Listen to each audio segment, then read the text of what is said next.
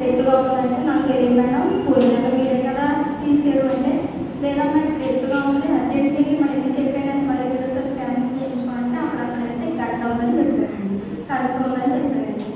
మాకు తెలుసు కానీ నేను ఎవరికి సంఘంలో వాళ్ళు కూడా ఆత్మీయులు చాలా బాగా తెలుసు, పైగా తెలుసు.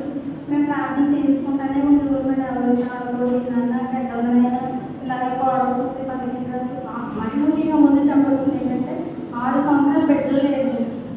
తర్వాత ఏడ్చి ప్రభుని అడగ, నాయనా నన్ను జ్ఞాపకం చేసుకోవా, నన్ను మర్చిపోయావా అనేసి అమ్మాయి ఆఖరిగా అడిగితే అప్పుడు ఆ అమ్మాయిని జ్ఞాపకం చేసుకుని దేవుడు గడ్డలు చెప్తే ఇలా జరుగుతుంటే గడ్డలు అనేసి అందరూ ప్రార్థన చేయమని వాళ్ళు ఎవరు సంఘం కూడా చాలా బాగా మళ్ళీ శ్రమతే 40 రోజులు కూడా అయ్యేది. ఎక్కువ ప్రతిరోజు కూడా చదువుకి మర్చిపోయేవారు కాదండి. అంతా చేసి సరే నెలలు నిండుగా ఉండగా మా 9వ నెల డేట్ ఇచ్చి లక్ష్మీ హాస్పిటల్లో తీసుకెళ్ళి నేను కూడా వెళ్ళానండి. వెళ్తే అమ్మాయిని అమ్మాయి ఆపరేషన్ చేస్తాము అని చెప్పుకోడు. సోమవారం ఆదివారం అన్నాడు. నేను స్త్రీల ఆదివారం ఇవ్వాలంతా ఏంటనేసి సోమవారం ఉదయం జాయిన్ అవ్వచ్చు మేడం అంటే జాయిన్ అవ్వమన్నారు. 4 గంటలు జాయిన్ అవ్వండి. సరే నేను అడిగేసి సోమవారం జాయిన్ అవ్వగలిగి వచ్చేసినప్పుడు ఏమన్నానంటే, అమ్మగారు మరి మీరు ఆపరేషన్ చేస్తానంటారు కదా, నార్మల్ డెలివరీ కోసం చూడమన్నాయి అన్నారు కదా, మరి ఆపరేషన్లో కంపెనీ బిడ్డను కూడా తీసేస్తారా అని అడిగాను. ఆవిడ ఏమన్నారంటే కంపెనీ తీయు బిడ్డను ఒకదైనా తీయగలను. అదే మేడం మరి ప్రైవేట్ హాస్పిటల్ కదా డబ్బులు ఇస్తున్నారంటే డబ్బుల కోసం మాట్లాడారు. డబ్బులు బాగుంది 2 లక్షలు అవుతుంది, భీమవరం పెద్ద హాస్పిటల్ రాదని ఎంత కావాలి అని అడిగి అక్కడన్నా అనిపిస్తే దండం పెట్టి మా పెద్దవాళ్ళ 2 ఆపరేషన్లు మీరే చేశారు మేడం, బిడ్డ చాలా క్షేమంగా 12 సంవత్సరాలు వచ్చింది. అదే నమ్మకంతో నేను చిన్న కోడలు కూడా మీ దగ్గర తీసుకొచ్చాను మేడం. అదే నా అంటారంటే గట్టిగా సేపు బాగా మాట్లాడింది. మరి ఆవిడకి ఏమి కోపం వచ్చిందో, నేను రిస్క్ చేయలేను, నేను వెంటనే తీస్తాను, తగ్గుమని నేను తీయలేను అని గట్టిగా వేసింది.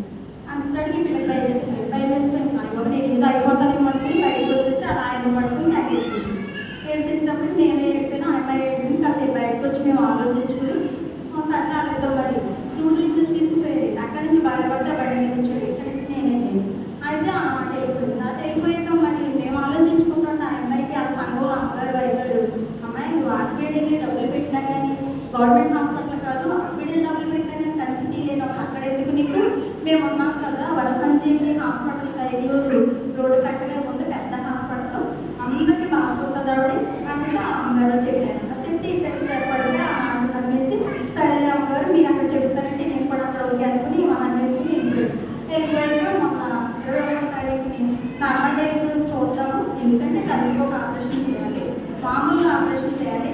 ఒకవేళ రెండోసారి దేవదేవాలు మళ్ళీ వెళ్ళేసి 3 ఆపరేషన్లు అయిపోతే ఇప్పుడు తగ్గుతుంది అమ్మాయికి ఓకే అనుకుంటారని ఆలోచించుకుని నార్మల్ డెలివరీ కోసం చూశారంట. ఒక నైట్ అంతా చూస్తే రాలేదండి.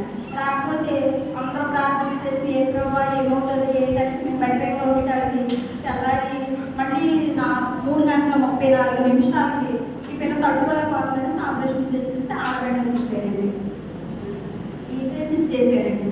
అంటే తీసేది ఏది అన్నది అమ్మాయికి తెలియదండి.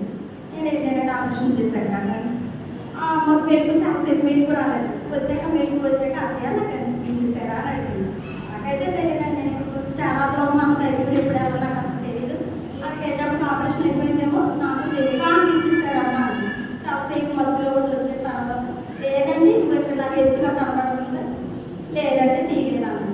సరే అనుకుని మేము దాన్ని పట్టించుకోవడం ఏంటమ్మా మా ఎవరికి ఎలాగంటే ఏమో వదిన నాకు తెలియదండి, మరి మేము పెట్టాలన్నాము విడవగానే తీసారు కానీ కన్ను తీయలేదంట అన్నాను. నాకైతే సరే 3 రోజులు గడిచిపోతే నేను అమ్మ పెట్టిన దానికి ఎక్కడి నుంచి క్యారేజ్ తీసుకుని వెళ్ళేది. అమ్మ పెట్టాను 1 గంట అయిపోయింది. అమ్మ పెట్టి 2 ముద్దలు తిని కొంచెం అటు ఇటు వచ్చి నడవడానికి కుర్చీ నుంచి లేచి ఇల్లు అడిగేసినప్పటికీ ఓ కలిపి పుచ్చుకుపోయేసి అన్నారు. ఏడ్చేసినప్పటికీ బాగా ఏడ్చారు. అలా మేడం నేను సరే కూర్చోబెట్టి ఒకసారి డాక్టర్ గారి దగ్గర నాయన అనేసి వెళ్ళింది. డాక్టర్ గారు అసలు ఏంటంటే ఆ పిల్లలు ఏడ్చారు, కలిసి కూర్చుకుంటున్నారు మేడం కొనడం బాగానే ఉన్నదని అయ్యారు. మా దగ్గర ఎన్నిసార్లు ప్రార్థించాక సంగతి అంతే మర్చిపోయింది. అసలు కలిసి నొప్పి లేదు, బిడ్డతో సంతోషపడింది. దేవుడు నాకు మొబ్బెట్టిస్తాడో మా తోడు వాళ్ళకి 2 ఆడపిల్లలే నాకు మొబ్బెట్టిస్తాడో అన్న ఆశ మన ఆయన కూడా దర్శనాలు చూసి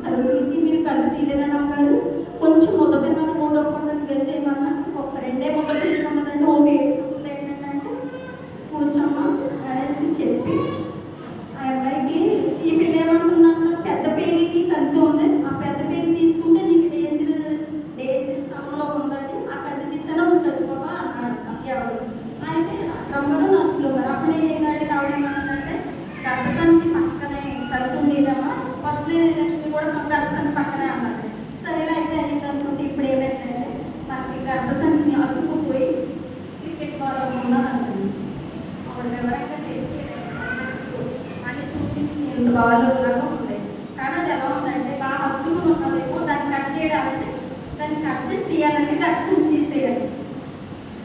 ఒక్క పెట్ట లేక లేక ఇచ్చేది దేవుడు అని ఎప్పుడో సంతోషించాను.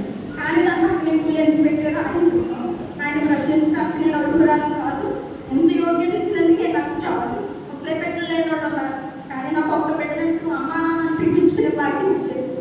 కానీ ఆ గర్భసంచి తీసేయాలమ్మా. మరి ఆ గర్భసంచి తీసేస్తే మీరు నెక్స్ట్ బేబీ కోసం చూస్తున్నారని కదా.